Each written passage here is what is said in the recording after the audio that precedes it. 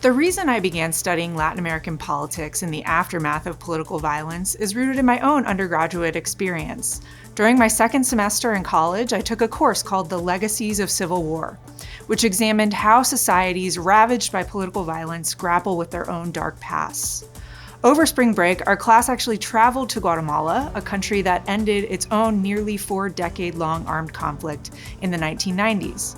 Our goal was to understand what Guatemala's own process of post-conflict recovery and reconciliation looked like.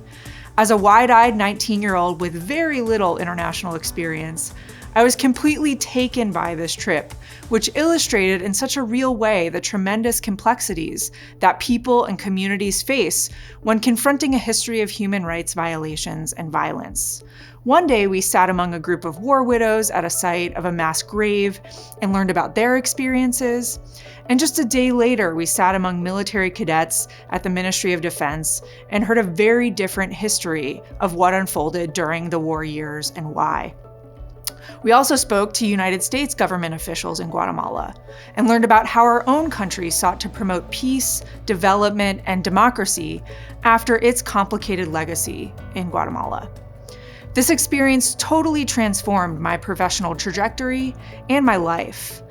It allowed me to see how my learning in the classroom connected to real-life experiences and to politics on the ground in the places I had been studying.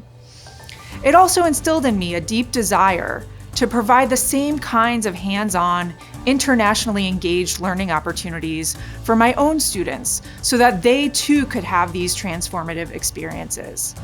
These ideas of bringing the real world into the classroom and illuminating global complexities are at the core of everything the College of International Studies does here at OU.